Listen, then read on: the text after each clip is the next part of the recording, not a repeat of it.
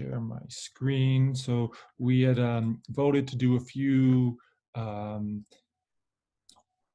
business leadership topics. And so one of the ones we haven't covered yet is the idea of motivating people.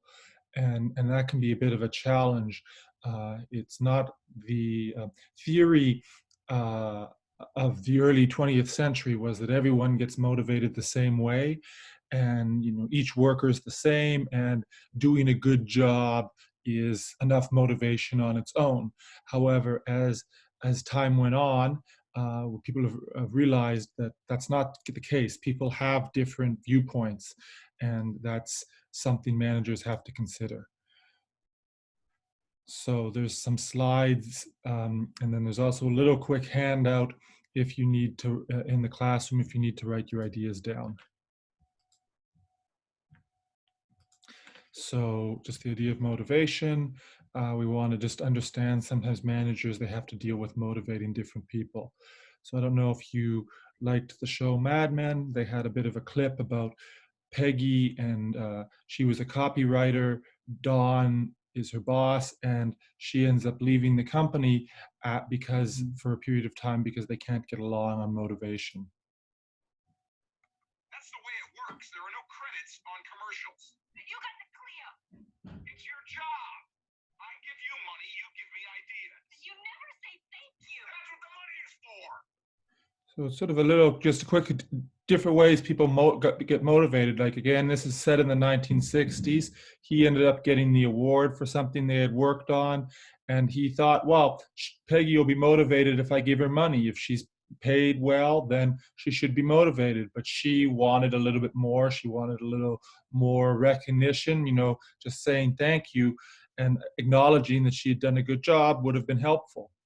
So you might want to think, if you're trying to put yourself in the shoes of a manager, is what motivates you at school? And there's different things that can motivate you.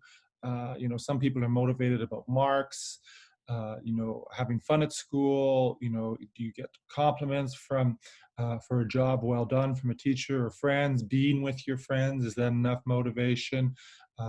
Learning something new, like sometimes if there's this science problem you're really struggling with, when you master it and you do great on the test, that can be its own reward.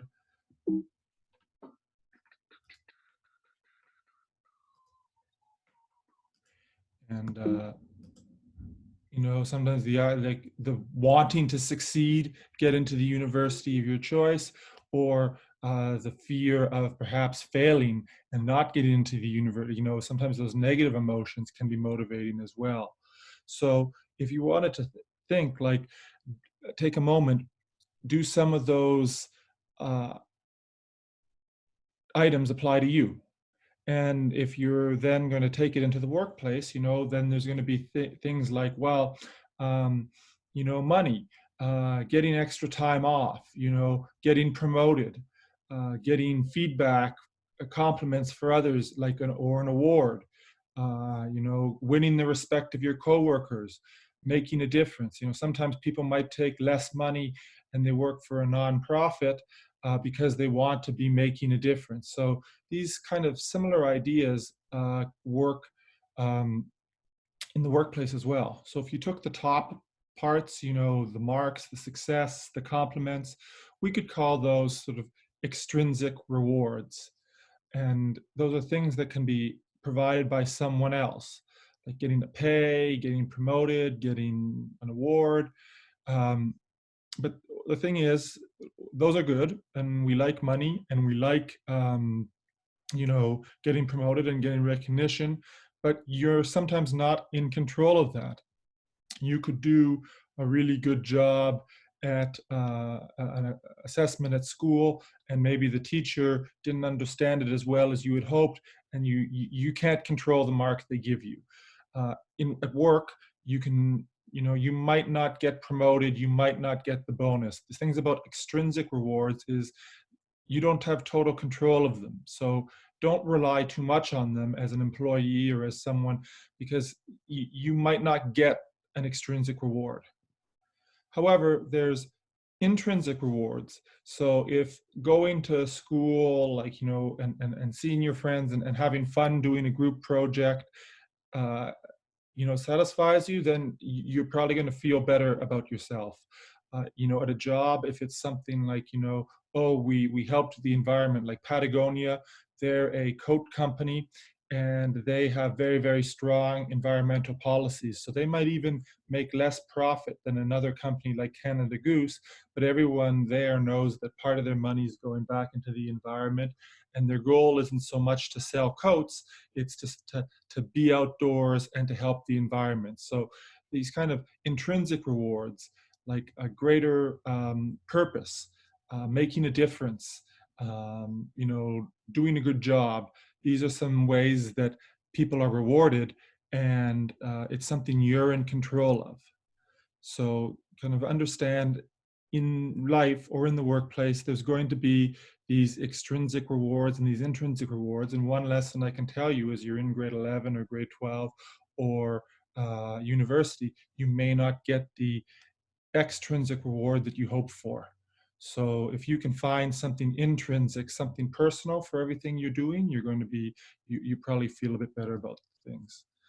Um, so just go back to my, stop the share for a second, just go back to my classroom. That sort of makes sense. Do we have a, if you can just, again, these classes, I'd feel better. I'd feel like, I know if people gave me sort of the extrinsic reward of just, yeah, we know what you're talking about, and threw in the thumbs up button, or put a question in the chat window. Okay, so I think we're good on that concept. I just want to make sure that I'm, balancing, thank you, not going too quickly, not going too slowly. So if you remember, you have that pyramid of needs we talk about every so often. It starts off with the basic needs for survival, the needs to be safe, the needs to be in a group, the needs to feel good about yourself, and then lastly, the need to like do your best. Sometimes we can take that and match them to different motivation that you get in the workplace, like our physiological needs, having appropriate breaks, not working too long. So I saw that someone is protesting Amazon because they didn't want to, what's the word, disinfect the warehouse. And he organized a small protest. He ended up being fired. He might have, broken some other rules. It wasn't clear exactly why he was fired, and now he's organizing this national protest. So that would be, is like, in these days, is the workplace safe? Is actually a relevant question.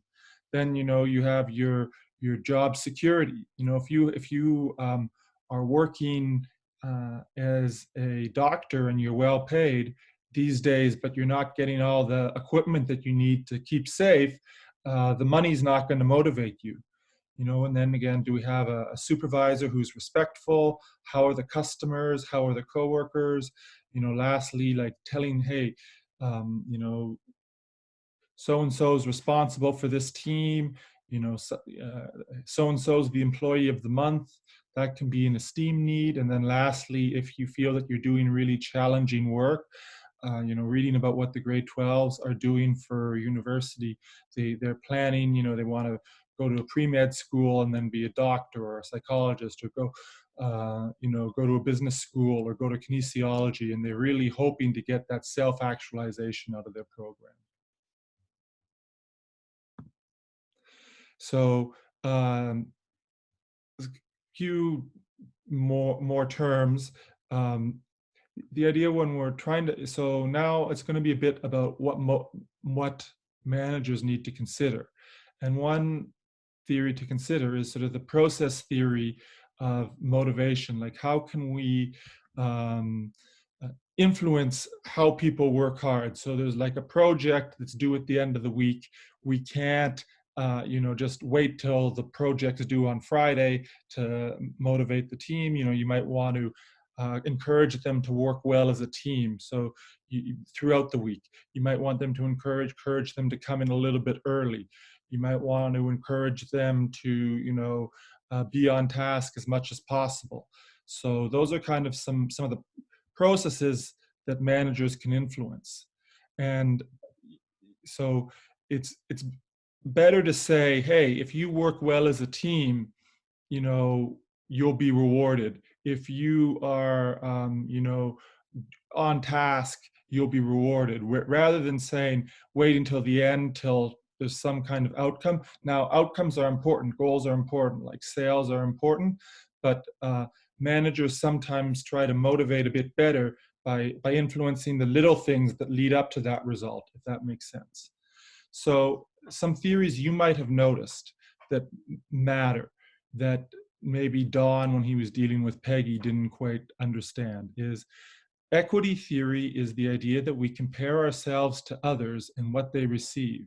So if you look at your friend, if I gave everyone tests back in class, and you looked at your friend who, you know, and he or she had a higher mark, that might you might be unhappy because you're like, well, that person always comes late. How could they have gotten a higher mark on the test? The same thing in the workplace. Sometimes people find out what their teammate makes, and it offends them because they might have been happy with the number. You might have been happy to get 90%, but if you see the person who sits next to you got 95, suddenly you're unhappy because you don't think it's fair.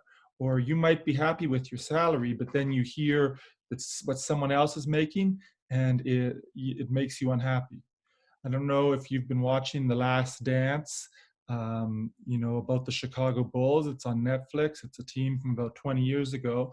And the player on the left, Scottie Pippen, he was really good. He was the second best player on the team. He was an all-star, but he signed a long-term contract early in his career, and he was making much less. And number 7, he kind of joined from Europe midway through the Chicago Bulls dynasty. He had a much higher contract. And Scottie Pippen was happy when he signed the contract. But when he started comparing himself to Tony Kukoc and what other people were making in the league, he became more unhappy. And it didn't help. They ended up winning the championship, but Scottie Pippen left the team because he wasn't happy. The salary was okay, but when he looked around and saw what his competitors were making, he felt that it was unfair. And sort of that was an example of equity. So when you look at what someone else is getting, if it changes how you feel, that's a bit of equity theory. And maybe you don't have to, say it in the chat window, but maybe you can look back and think of a time where you looked at what your friend got and it changed whether or not you were happy or unhappy with your reward. So what Peggy and Don in that short clip were having trouble with was expectancy theory. The idea that, okay, so if you work hard, you get the desired level of performance. So Don wants Peggy to work hard and make a good advertisement. And hopefully, if she works hard, if she's a good copywriter, she gets a good campaign. And they got a good campaign. It won the award. So she needs the idea of instrumentality, that if she does a successful campaign, there will be some kind of reward. Because if she feels like she's creating all these good ad campaigns and Don takes all the credit, she won't be very motivated. Because she needs to see that there's a connection between the performance and the rewards. It's like if Scottie Pippen had seen that the team, after they won a few championships, was willing to renegotiate his contract because he had performed better than expected, maybe he would have felt better. And then valence, the value a person assigns to the rewards. So Don thought Peggy was assigning valence to the money. And if she worked hard and made a good campaign and got the money, that she'd be totally motivated. But that was an example of someone who actually needed some more compliments and some more recognition, maybe even less money, but how the employee, being Peggy, and the manager Don, evaluated the rewards was different. And here's the little Dilbert cartoon. Alice again is the expert programmer at the company, and the boss is a bit daft. So how do you feel when I give you positive feedback and she says she feels underpaid? How do you feel when I give you negative feedback? Underappreciated. Then what motivates you? Well, the government makes certain rectangular pieces of paper. So they might have be like, in real life, people might, this is a cartoon, but in real life, people might have a frustrating relationship at work because the manager never takes the time to figure out what the employee really wants. And if they had had this discussion at the start of the project, they anyone would probably be getting along a little better. That again makes sense that sometimes when we look at others, sometimes we want to make sure we're getting meaningful rewards. Okay, so that's great to hear. Thank you for checking in. So sometimes you know goal setting theory, and I know you've done goal setting in other classes. I'd like to just mention one thing in business that's a bit of a trend, and actually you might be seeing it on the news. It's like a stretch goal, aspirational goals. They were on CNN. They were talking about when's the vaccine going to be ready, and Dr. Fauci was saying, well, maybe by January. And then the other experts said, well, that's an aspirational goal. So you guys know what goals are, and you've done SMART goal setting in careers and phys ed, but it's a bit of a trend for companies to do aspirational goals or stretch goals. So like for the health professionals, they might, okay, goals, more tests, people staying safe, lowering the number of people infected, but then a goal to really challenge them and get everyone to really stretch themselves and push their limits would be get a vaccine out by the fall.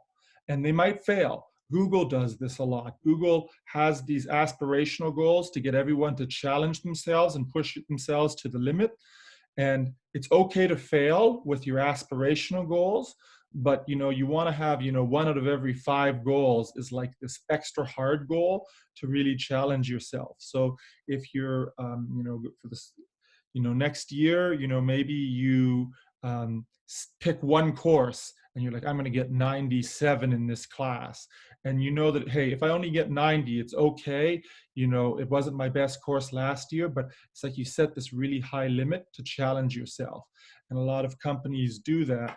Some of the projects at Google, like Gmail, was sort of this side goal, this thing that they weren't planning to do, but a couple of people set it as an aspiration, like, hey, what if we could capture the email market as well as the search market?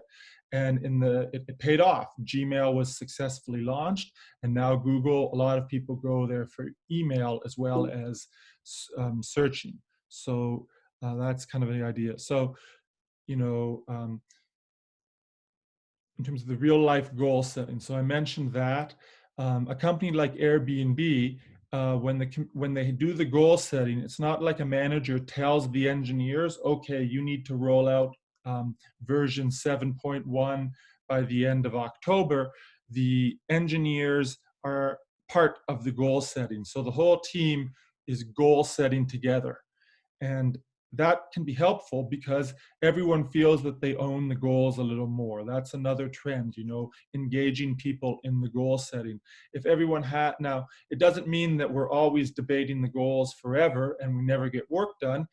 There's a time for setting the goals. Everyone gets their input and they get to choose, or what goals will be important, or they might get some influence on them. But then once the goals are decided, everyone gets all hands on deck and everyone works towards the goals.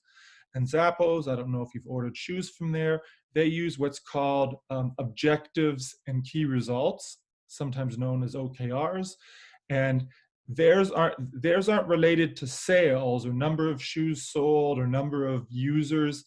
It's actually related to customer satisfaction. How happy were people? How long were they engaged on the call with the customer service line?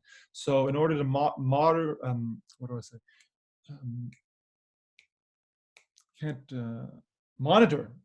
the goals, they've picked some objectives related to customer satisfaction. So the final step about goal setting is taking these objectives or these standards or these numbers that everyone knows, and that helps people, work together. I don't know, you might have heard about the carrot and the stick. Sometimes when there's consequences, external consequences, something good like getting a bonus. Hey, if you sell, if you're the top salesperson, you'll get, an extra free vacation. That's kind of a carrot. Or, hey, some companies, they rank their employees and they fire the lowest 20%. That's a stick. That's a negative consequence. If you're a company that's doing that, you'd be known as reinforcement theory. Sometimes that's not quite as effective as it could be, because they might be like Alice in that cartoon. They don't want the rewards, or they kind of don't really respect the boss. So the stick is not as, the negative feedback from the pointy-haired boss wasn't really respected. So, maybe in the chat window, do you think that, sometimes positive reinforcements work? What about negative reinforcements? Can you maybe think of a time when you've seen those work effectively, maybe on a sports team, maybe on an extracurricular club, maybe on schools?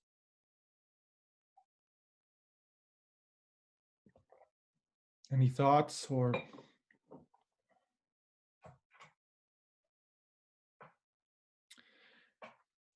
I have a question. If you were paid for your grades, do you think that would help you do better? If students were paid for their grades, when a coach says that we have to reach a certain goal or else we run laps, that works. Okay, so what if, on sports, sometimes they say, hey, you got to run if you don't meet this level, or this many layups, or in maybe this many serves in bounds if it's volleyball. But Angela, what if you were always making the target, but it was one particular person who was messing up? Like maybe on the team, there's one person, one or two people who are always messing it up, and it ruins the goal for everyone else. Is running still motivating, or does it, lose its impact?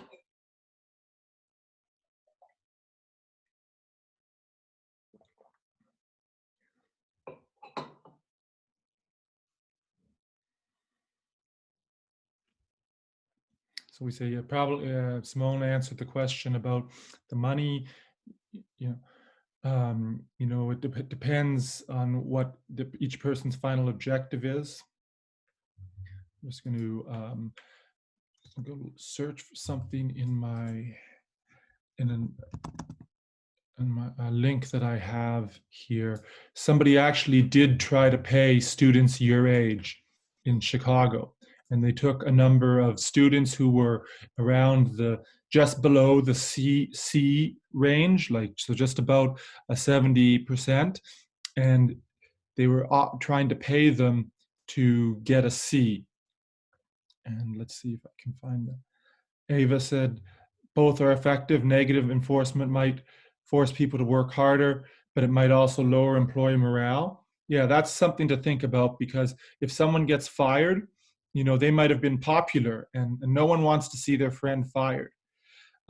Sometimes, if, say, we had sales figures and I was a bit short, maybe I might falsify my records so that I wouldn't get fired. So sometimes the external rewards can cause people to be a little dishonest. If I knew, like, oh, if I get 95% of my sales figure, it's okay. I'd probably report it honestly. If I knew I got fired, it might cause me to um, fake it or act dishonestly, or try to save someone else's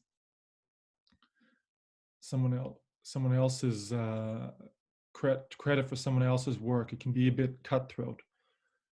Okay. Okay, I have a link here. So this is about a 15-minute link if you want to watch it.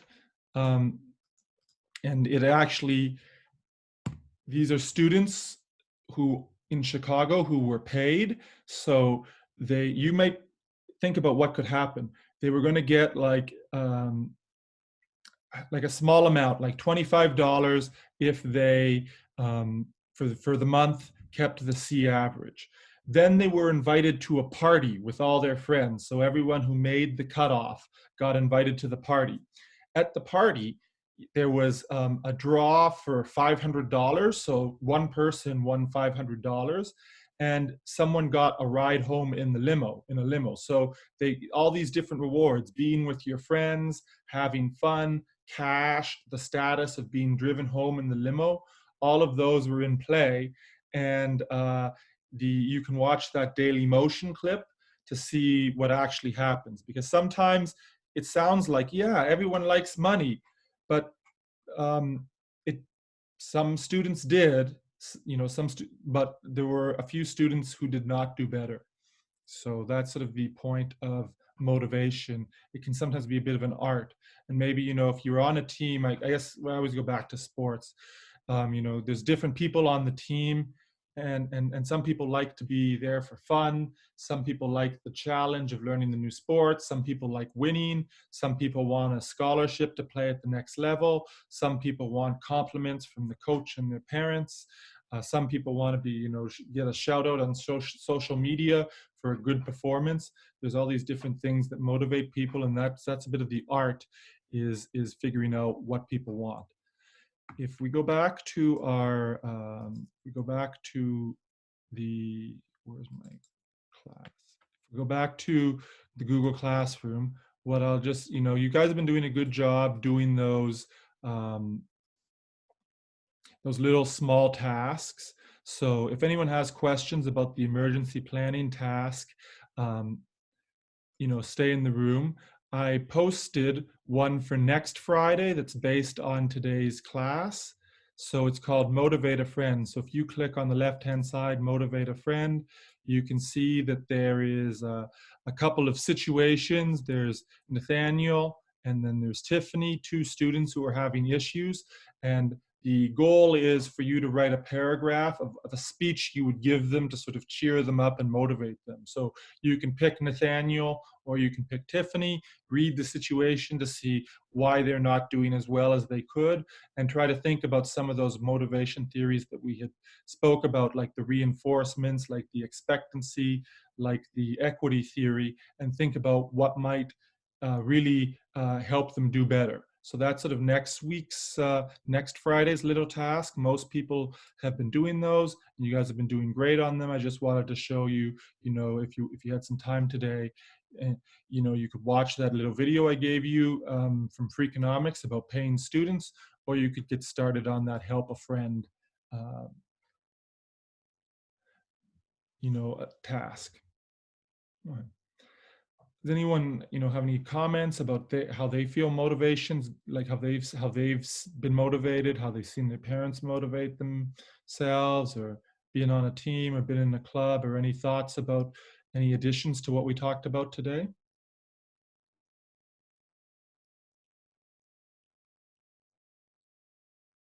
Okay. And the next class, we're going to do it about conflict management again. So leaders, it's only natural at work that there'll be conflict. So we'll talk about when conflict's good, when conflict's bad, and what the leaders can do. So I'll stick around if anyone has any one-on-one questions, and otherwise we'll have a good weekend. And our next class is Tuesday at 10 o'clock. Thanks a lot.